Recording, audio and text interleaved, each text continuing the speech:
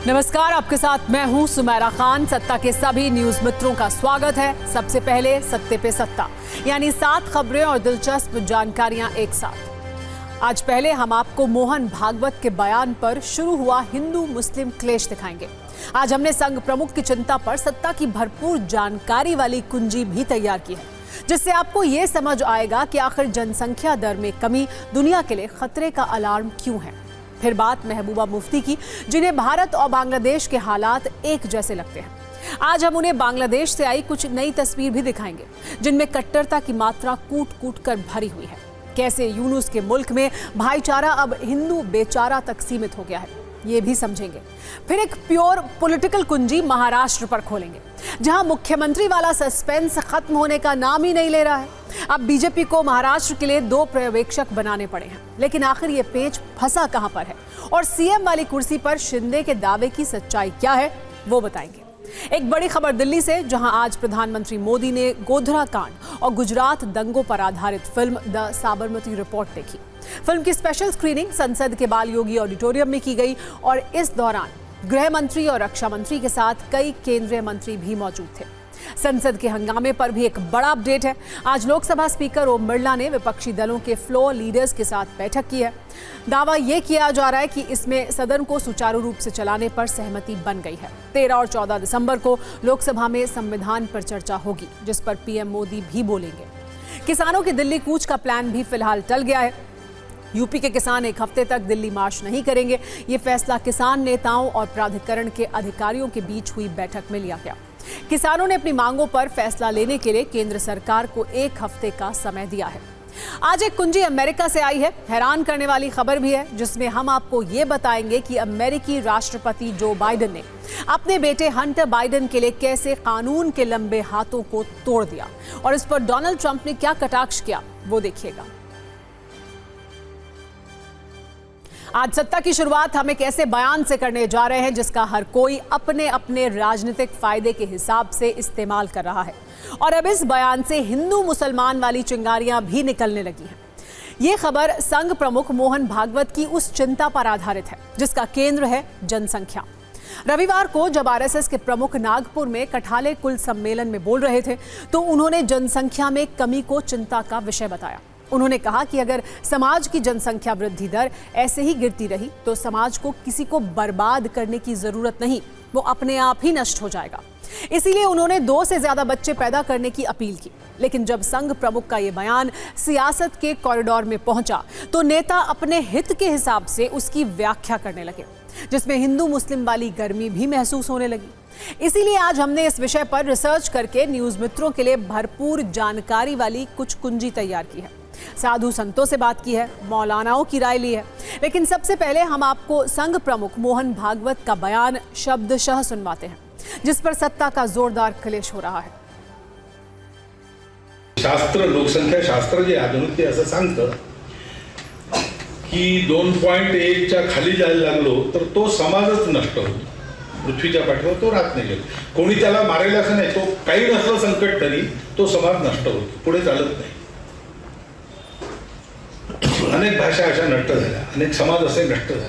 2.1च्या खाली येतात। आपल्या देशाची जनसंख्या नीती 1998 वगैरे मध्ये ठरली का 2002 मध्ये ठरली, साल माहित नाही मला, पण त्याच्यातही असं सांगतात की 2.1च्या खाली नको।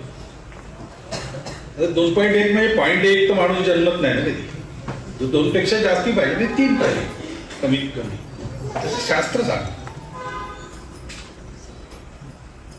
पण ही संख्या ही याकरता महत्वाची आहे की टिकलं पाहिजे की नहीं। अब मोहन भागवत के इस बयान पर सियासत वाली चिंगारियां निकल रही हैं। साधु संतों से लेकर बड़े बड़े मौलाना तक उनके बयान का समर्थन कर रहे हैं, लेकिन असदुद्दीन ओवैसी इससे नाराज हैं और कांग्रेस भी कटाक्ष कर रही है। इसलिए हम आपको इस पर सियासत का मीटर दिखाते हैं। असदुद्दीन ओवैसी का कहना है कि संघ प्रमुख बच्चे पैदा करो स्कीम निकालेंगे, लेकिन ये बताएं उन्हें फायदा कैसे देंगे। जबकि ऑल इंडिया जमात के प्रमुख मौलाना शहाबुद्दीन बरेलवी भागवत के बयान के साथ हैं। शिवसेना उद्धव गुट के संजय राउत ने सवाल किया कि पहले से देश की आबादी 150 करोड़ है, मोहन भागवत और कितनी आबादी चाहते हैं। अब शिवसेना शिंदे के नेता संजय सिरसाट ने कहा कि जनसंख्या पर मोहन भागवत की चिंता जायज है। कांग्रेस के भूपेश बघेल ने कटाक्ष किया कि पहले राष्ट्रीय स्वयंसेवक संघ में जितने अविवाहित हैं भागवत उनका विवाह कराएं, जबकि बीजेपी नेता ने कहा कि मोहन भागवत की चिंता बिल्कुल जायज है। पहले हम आपको सत्ता वाले इस क्लेश पर एक कुंजी दिखाते हैं, फिर आंकड़ों वाला नंबर गेम भी दिखाएंगे और समझाएंगे आखिर ये विषय कैसे बड़े बड़े देशों के लिए भी चिंता का एक बड़ा विषय है।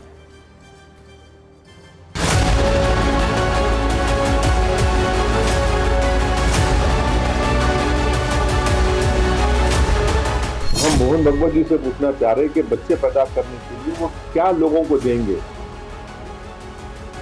क्या कुछ देंगे? अकाउंट में डालेंगे 1500 रुपए, जो बच्चे ज्यादा पैदा करेगा उसको 1500 बढ़ के मिलेंगे? नहीं, औलाद पैदा करो वो स्कीम निकालेंगे क्या? तो मोहन भागवत जी ने जिन बातों को रखा है बहुत टेक्निकल है। इसको जात पात धर्म मजहब से कतई जोड़ के ना देखा जाए। ये बहुत टेक्निकल एक विषय है जिसके ऊपर मुझे लगता है कि ये गहन चिंतन मंथन होना चाहिए। 150 करोड़ पॉपुलेशन होने के बावजूद आप लोग बोलते हैं कि पॉपुलेशन बढ़ा है। रोजगार है आपके पास, रहने को घर है आपके पास, आपकी सरकार दे रही है, नौकरी दे रही है। जो आंकड़ेवारी जो दी है उस हिसाब से 10 साल के बाद का जो कुछ होने वाला है उसके बारे में उनका वो बयान है और उसका शिवसेना बोल के हम उनका समर्थन करते हैं। है कि संघ परिवार कंफ्यूज्ड है। वो आरोप लगाते हैं कि मुसलमान ज़्यादा बच्चे पैदा करते हैं। दूसरी तरफ हमारे भागवत साहब ये कह रहे हैं कि आबादी को कम नहीं होना चाहिए। जो 3.4 हुआ करती थी हिंदू प्रजनन दर की, वो आज 1.9 के आसपास पहुंच गई है। ये चिंता का विषय है कि भारत कहीं बूढ़ा देश ना बन जाए। उन्होंने हिंदू और मुसलमान का वर्गीकरण करके नहीं। दुनिया के जो विकसित देश है, चाहे कोई भी देश हो, जनसंख्या नियंत्रण के लिए चिंतित रहता है, जनसंख्या विस्फोट के लिए चिंतित नहीं रहता है। इस संबंध में हमारा नजरिया यही है। तुम भले कुछ भी बोलो, 10 बच्चे पैदा करो, पालेंगे कौन, खिलाएगा कौन, स्कूल में कौन डालेगा? इतने संसाधन है क्या अपने पास? भारत का इतना अमीर है क्या? अब कुछ भरपूर जानकारी वाली कुंजी खोलने का वक्त है, क्योंकि इससे आपको ये समझ आएगा कि क्या प्रजनन दर कितनी बड़ी चिंता का विषय है। दरअसल देश की जनसंख्या नीति 1998-2002 में तय की गई थी, जिसके अनुसार अगर किसी समाज की जनसंख्या वृद्धि दर 2.1 से नीचे चली जाती है तो वो समाज अपने आप नष्ट हो जाएगा। और भारत में प्रजनन दर वर्ष 2021 में सिर्फ 2% रिकॉर्ड की गई है, यानी औसत एक महिला से औसतन 2 बच्चों का जन्म।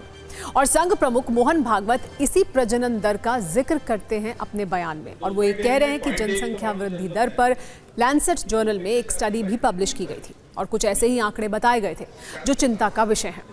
वर्ष 1950 में भारत में जनसंख्या वृद्धि दर 6.2% थी, जो वर्ष 2021 में 2% पर आ गई।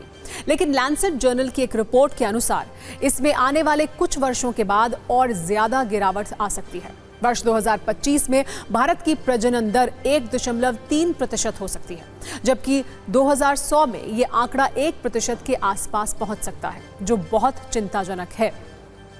लेकिन आज हम आपको ये भी बताते हैं कि प्रजनन दर का गिरने की आखिर वजह क्या है और इससे गिरने से देश को क्या नुकसान हो सकता है।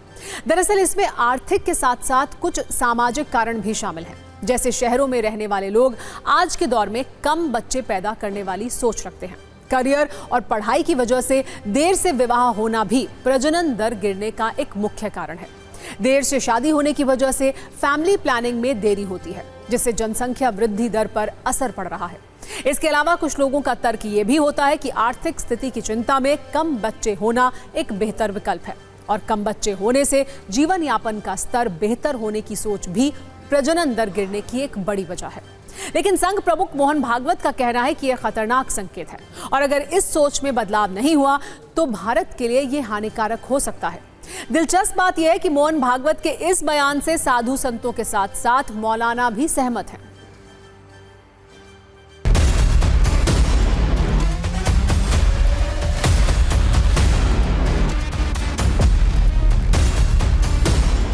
ये जो भागवत जी कह रहे हैं ठीक कह रहे हैं कि इनकी संख्या हिंदुओं की कम हो रही है, उनके बढ़ाना चाहिए। बढ़ाने के लिए कम से कम 3 बच्चे की बात हो रही है। सरकार कहती है नहीं 3 नहीं 2 से ज़्यादा होंगे तो सरकारी सुविधा नहीं मिलेगी।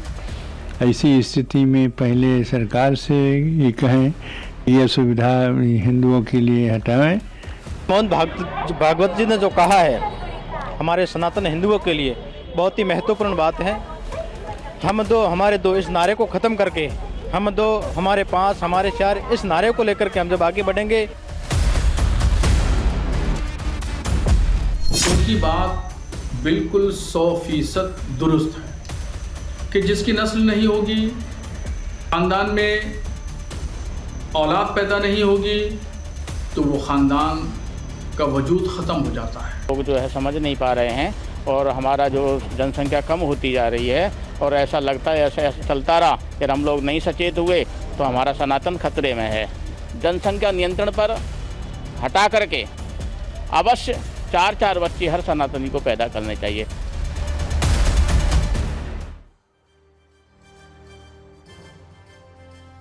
अब सत्ता में हम आपको ये भी समझाते हैं, जब किसी देश की प्रजनन दर यानी जनसंख्या वृद्धि की दर में कमी आने लगती है तो कैसे ये एक अलार्म की तरह है और इसे सुनना क्यों जरूरी है।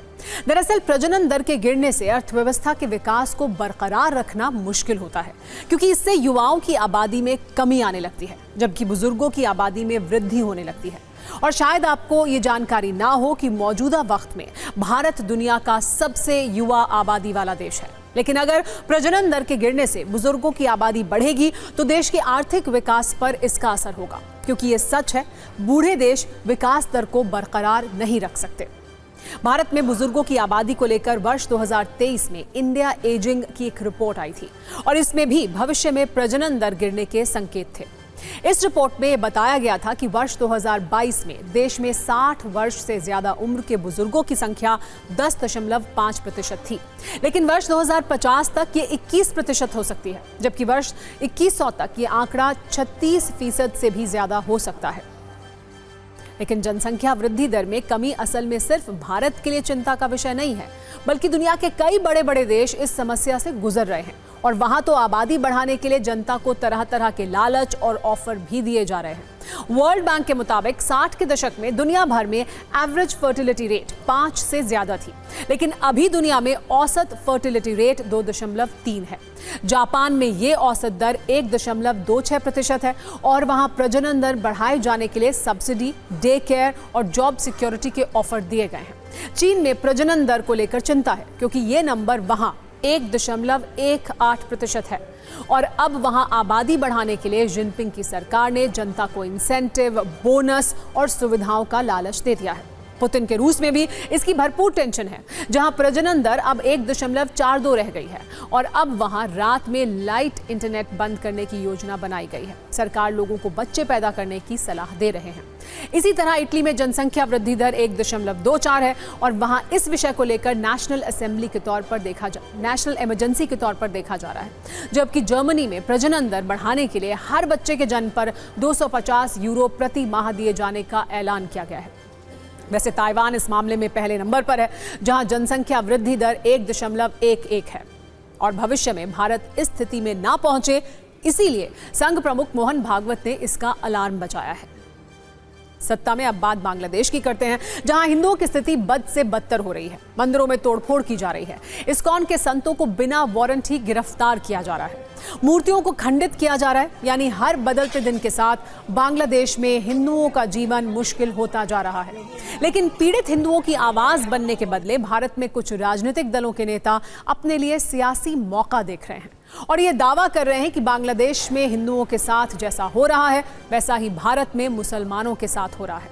बांग्लादेश में हिंदुओं की स्थिति और मुसलमानों पर हमारे कुछ नेताओं की सोच पर हमने सत्ता की कुंजी तैयार की है, जिसकी शुरुआत मोहम्मद यूनुस की नई तैयारियों से करते हैं, जिसमें वो हिंदुओं को तो परेशान कर ही रहे हैं, साथ ही साथ बीएनपी की खालिदा जिया पर मेहरबान हैं और शेख हसीना पर चुन चुनकर आरोप लगा रहे हैं। हालांकि इस स्थिति के बीच यूनुस सरकार रो रो कर दुनिया के सामने ये दावा कर रही है कि बांग्लादेश में हिंदू सुरक्षित हैं, लेकिन मोहम्मद यूनुस कितना सच बोल रहे हैं और सच्चाई क्या है, वो मंदिरों के अंदर घुसे कट्टरपंथियों की तस्वीरों से साबित हो रहा है।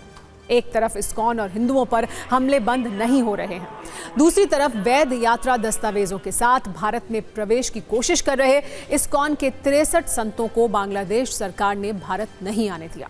कोलकाता में इस्कॉन के प्रवक्ता राधा रमन दास ने यह दावा किया कि इन संतों को भारत में एक कार्यक्रम में शामिल होने के लिए आना था, लेकिन इन्हें बॉर्डर पर बांग्लादेशी अथॉरिटी ने रोक दिया। इतना ही नहीं, बांग्लादेश अल्पसंख्यक परिषद ने यूनुस सरकार से हिंदू वकीलों और पत्रकारों पर झूठे मामले दर्ज करने का आरोप लगाया है। बांग्लादेश हिंदू बौद्ध ईसाई एकता परिषद ने कहा है कि चटगांव के 70 अल्पसंख्यक वकीलों और 2 पत्रकारों पर क्रूड बॉम्ब विस्फोट और कारों में तोड़फोड़ करने के आरोप सही नहीं हैं। इन्हें तुरंत वापस लिया जाए। इन संगठनों ने आरोप लगाया है कि सरकार नहीं चाहती है कि कोई वकील इस्कॉन या चिन्मय प्रभु का केस लड़े, इसीलिए वो वकीलों को परेशान कर रही है। हिंदुओं पर तो जुल्म हो ही रहे हैं, लेकिन यूनुस अपने एजेंडे को भी धीरे धीरे आगे बढ़ा रहे हैं। मोहम्मद यूनुस की बनाई एक टीम ने शेख हसीना पर बांग्लादेश के पैसे बाहर दूसरे देशों में भेजने के गंभीर आरोप लगाए। दूसरी तरफ बीएनपी नेता खालिदा जिया के बेटे तारिक रहमान समेत 48 आरोपियों को कोर्ट से राहत मिल गई।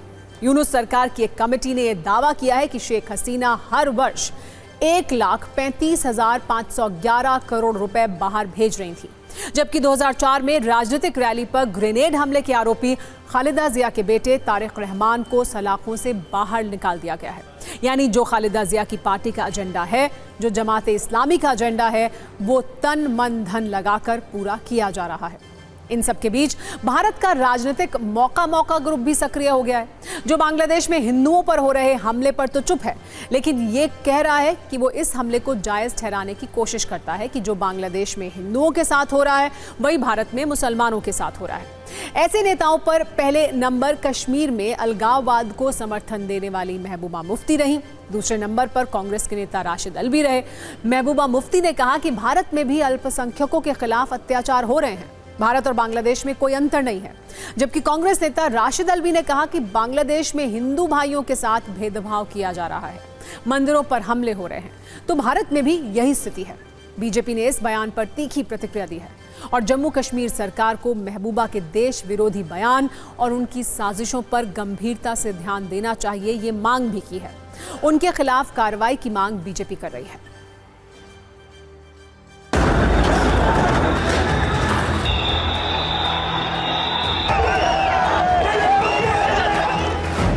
बांग्लादेश में बहुत बुरा है, वहाँ हमारे जो हिंदू भाई हैं उनके साथ बड़ी ज्यादती हो रही है, जो हमने सुना है। तो यहाँ हम माइनॉरिटीज के साथ ज्यादती करें तो फर्क क्या है? बांग्लादेश में अगर कोई हिंदू हमारा भाई वहाँ की ज्यादती के खिलाफ बात करता है, उसको जेल में डाल देंगे। यहाँ हम उमर खालिद को जेल में डालते हैं, वहाँ उनको जेल में, तो फर्क क्या है? मुझे तो कोई फर्क ही नहीं। ये गैर जिम्मेदाराना बयान है, ये राष्ट्रद्रोह मैडम महबूबा मुफ्ती ने किया है, ये अक्षम्य अपराध उन्होंने किया है के खिलाफ यकीनन कानूनी कार्रवाई होनी चाहिए।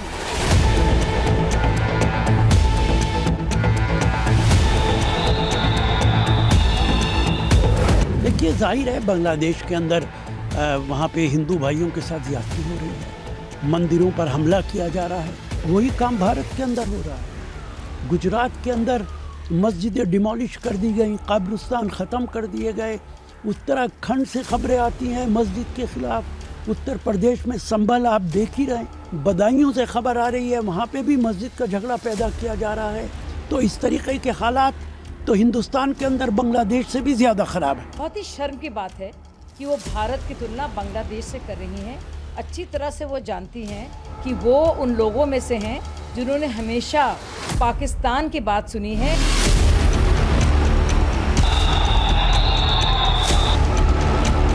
सत्ता पे बैठे हैं वो दोबारा उसी तरीके की राजनीति जिससे लोगों के दिल बटें, एक दूसरे के खिलाफ नफरत पैदा हो, रात दिन वही काम हो रहा है।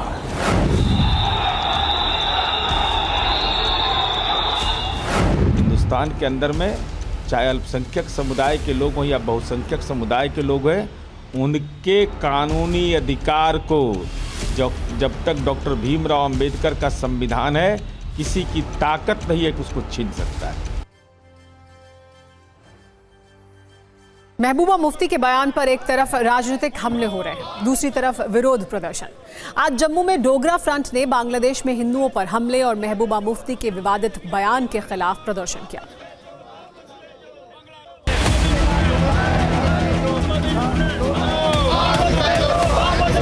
बांग्लादेश के एम्बेसडर को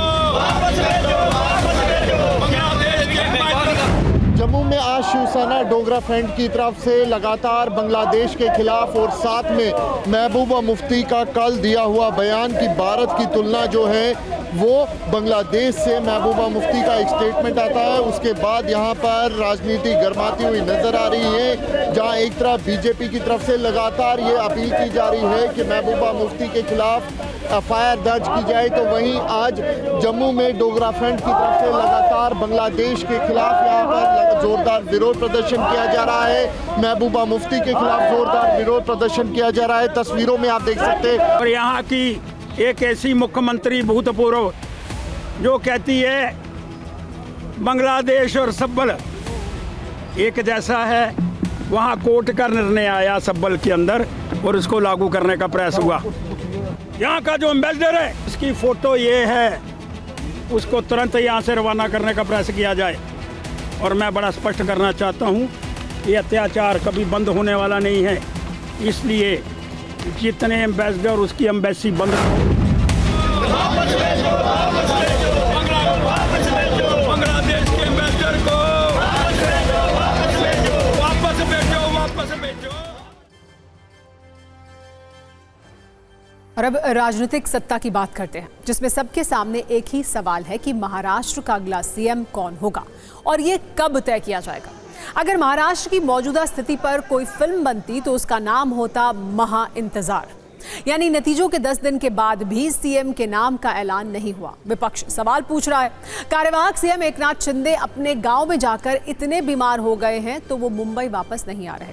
और सूत्रों के मुताबिक आज देवेंद्र फडणवीस और अजीत पवार दोनों दिल्ली आ सकते हैं, अमित शाह से मुलाकात करेंगे, वो दिल्ली पहुंच चुके हैं। अब सवाल यह है कि महाराष्ट्र में मामला कहां फंसा है, क्या शिंदे अड़ गए हैं? सार्वजनिक बयानों की बात करें तो महायुति के सभी नेता ये दावा कर रहे हैं कि ऑल इज वेल है, यानी सब कुछ बहुत बढ़िया है और जल्दी सरकार बन जाएगी। लेकिन ये घड़ी कब आएगी ये कोई नहीं बता रहा। शिवसेना प्रवक्ता संजय सिरसाट का कहना है कि सरकार गठन से पहले कई मुद्दों पर बातचीत होनी है। इसमें गृह मंत्रालय समेत कई और मंत्रालय शामिल हैं। एकनाथ शिंदे जी की तबीयत थोड़ी ठीक नहीं थी। इस बीच एकनाथ शिंदे को डॉक्टर्स ने आराम करने की सलाह दी है, इसीलिए उन्होंने अपनी सभी बैठकें रद्द कर दी हैं। हालांकि एकनाथ शिंदे के बेटे श्रीकांत शिंदे ने ये क्लियर कर दिया है कि वो डिप्टी सीएम नहीं बनेंगे। इस सब के बीच सवाल यह है कि क्या महाराष्ट्र की मौजूदा स्थिति 2019 वाली हो गई है? तब संयुक्त शिवसेना के नेता उद्धव ठाकरे सीएम पद के लिए अड़ गए थे। इस बार एकनाथ शिंदे अपने गांव जाकर बीमार हो गए हैं। हालांकि इस बार बीजेपी को पिछली बार से भी ज्यादा सीटें मिली हैं। निर्दलियों के समर्थन के साथ बीजेपी के पास अकेले 137 विधायकों का समर्थन है, जो बहुमत से सिर्फ 8 कम है। इसलिए 2019 का रिपीट होना फिलहाल मुश्किल है। लेकिन शंका इसलिए है क्योंकि एकनाथ शिंदे हर दिन एक नया टीजर देते हैं। कल उन्होंने कहा था कि जनता चाहती है कि सीएम मैं ही रहूं, मैं आम लोगों के लिए काम करता हूं, मैं जनता का मुख्यमंत्री हूं। इसी वजह से लोग मानते हैं कि मुझे ही मुख्यमंत्री बनना चाहिए। जाहिर है सत्ता वाले थर्मामीटर में टेम्परेचर थोड़ा हाई आ रहा है।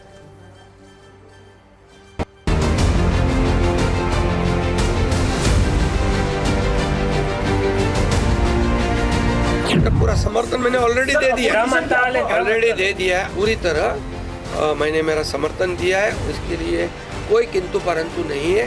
पूरा स्पष्टता से मैंने कहा है, मैं पूरी स्पष्टता से मेरी भूमिका व्यक्त करने वाला कार्यकर्ता हूँ। अभी मैं एक ही बात कहता हूँ, सरकार स्थापित हो जाएगी, अच्छी तरह से हो जाएगी। कोई किसी में हमारे सभी तीनों दलों में समन्वय है। और हमें क्या मिला और इससे ज़्यादा हम जनता को क्या देंगे, महाराष्ट्र को क्या देंगे। अभी हमारी जिम्मेदारी बढ़ गई है क्योंकि महाराष्ट्र की जनता ने हमें भर भर के दिया है। अभी हमें उनका विकास करना है, ये योजनाएं को आगे बढ़ाना है, इस पे पीछे हम काम करेंगे।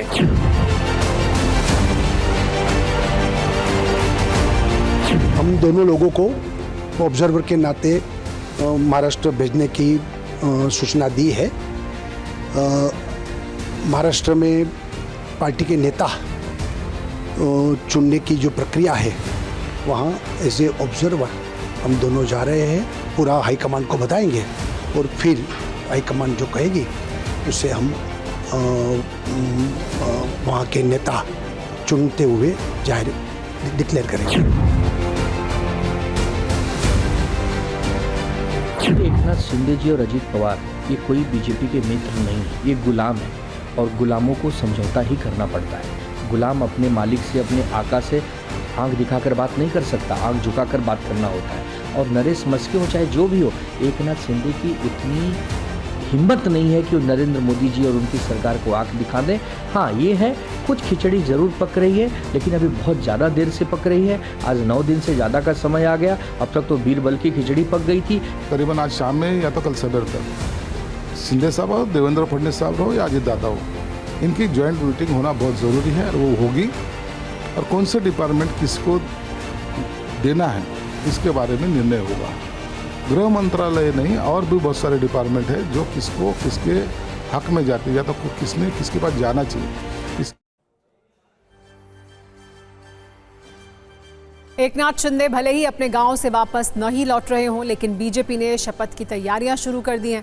सूत्रों के मुताबिक महाराष्ट्र बीजेपी विधायक दल की बैठक 4 दिसंबर को होगी। बीजेपी के सभी विधायकों को कल दोपहर तक मुंबई आने के निर्देश दिए गए हैं। 4 दिसंबर को नेता का चुनाव होगा, सरकार बनाने का दावा पेश किया जाएगा। 5 दिसंबर को शपथ ग्रहण समारोह हो सकता है।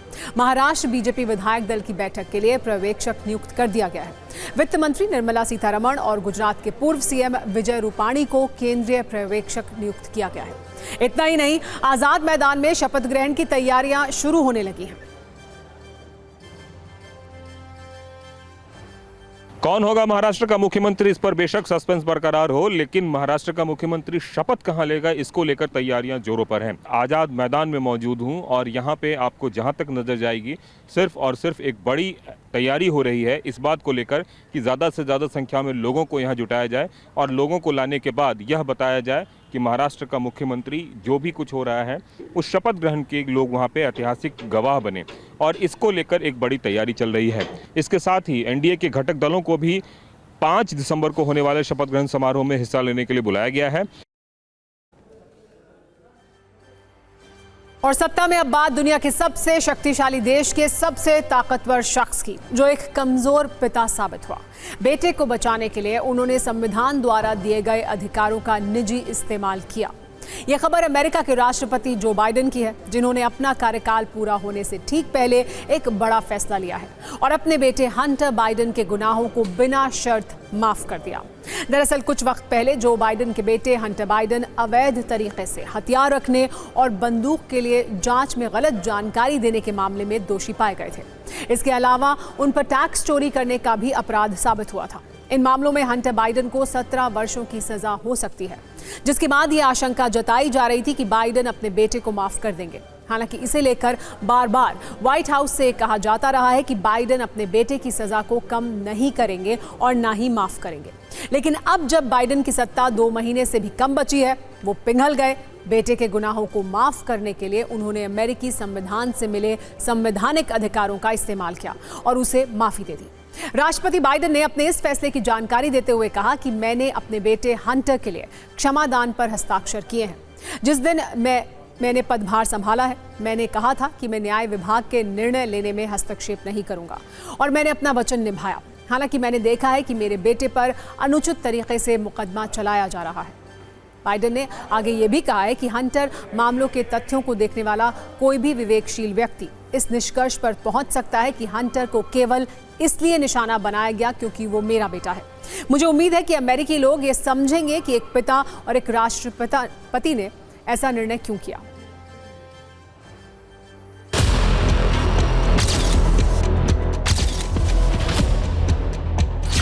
And I am satisfied that I'm not going to do anything. I said I abide by the jury decision, and I will do that, and I will not pardon him.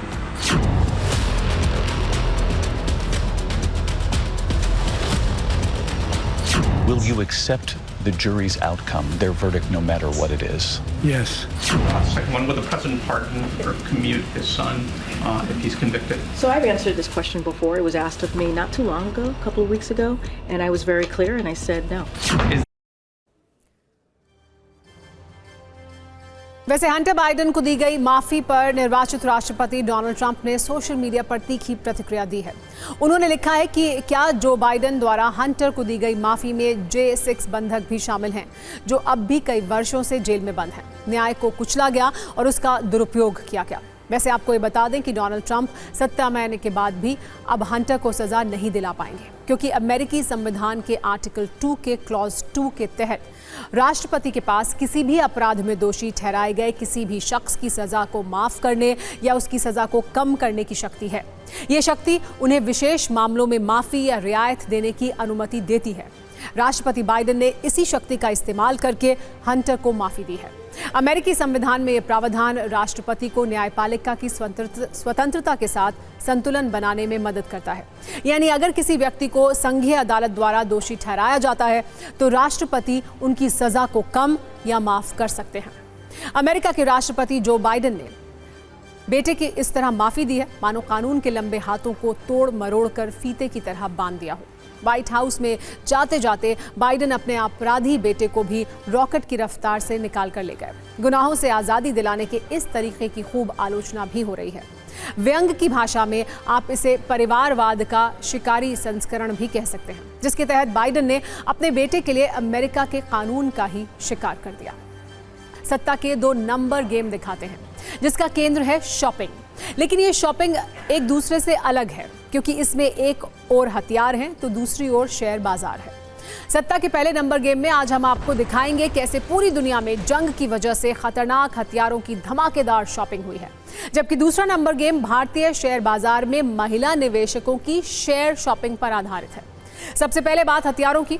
रूस यूक्रेन का युद्ध, Israel फिलिस्तीन की जंग या फिर Indo Pacific क्षेत्र वाला तनाव, इनके चलते भले ही पूरी दुनिया दहशत में आई हो, लेकिन इस दहशत में ही हथियार बनाने वाली कंपनियों की चांदी है। और ये दावा सिप्री यानी Stockholm International Peace Research Institute की नई रिपोर्ट में किया गया है। रिपोर्ट के अनुसार युद्ध और तनाव के चलते हथियारों की ताबड़तोड़ बिक्री हुई है, जिससे इन्हें बनाने वाली कंपनियों के रेवेन्यू में रिकॉर्ड इजाफा हुआ है।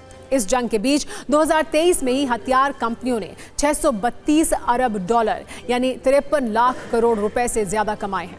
और हथियार कंपनियों के रेवेन्यू में साल 2023 में सालाना आधार पर 4.2% का इजाफा हुआ है। यानी जब पूरी दुनिया में अलग अलग देशों पर बम और बारूद बरस रहे थे, इन हथियार कंपनियों पर नोटों की बारिश हो रही थी। सिप्री की रिपोर्ट के अनुसार टॉप 100 हथियार कंपनियों में 41 कंपनियां सिर्फ अमेरिका की हैं, जिन्होंने वर्ष 2023 में 26.84 लाख करोड़ का कारोबार किया। इसमें बाद इस लिस्ट में चीन का नंबर है। टॉप 100 में शामिल चीन की 9 कंपनियों ने 2023 में हथियारों की बिक्री से 8.72 लाख करोड़ का कारोबार किया, जबकि इस रिपोर्ट में भारत का नाम भी शामिल है। और ये बताया गया है कि 100 बड़ी कंपनियों में भारत की शामिल 3 कंपनियों ने हथियारों की बिक्री में 56,745 करोड़ का कारोबार किया है। यानी युद्ध वाले इस दौर में दुनिया के अलग अलग देशों ने अपनी जंगी बेड़े को मजबूत किया है और हथियारों की जमकर शॉपिंग की है, जिससे हथियार कंपनियों की बम कमाई हुई है। अब सत्ता के नंबर गेम की दूसरी कुंजी, जिसमें एक चौंकाने वाला आंकड़ा है। नेशनल स्टॉक एक्सचेंज के मुताबिक भारत में महिलाएं शेयर शॉपिंग पर काफी धन खर्च कर रही हैं। भारत में निवेशकों की कुल संख्या 10.55 करोड़ है और इसमें महिलाएं 2.52 करोड़ हैं। यानी शेयर बाजार में निवेश करने के मामले में महिलाओं की हिस्सेदारी 23.9% है। आप ये भी कह सकते हैं कि शेयर बाजार में निवेश करने वालों में हर चौथी निवेशक एक महिला है। अगर साल दर साल शेयर बाजार में महिलाओं की बढ़ती रुचि को हम देखें तो 2024 के अक्टूबर तक महिलाओं की हिस्सेदारी 23.9% थी। वित्त वर्ष 2023-24 में ये 23% थी और उससे पहले 2022-23 में 22.5% थी। यानी शेयर बाजार में महिलाओं की हिस्सेदारी लगातार बढ़ रही है।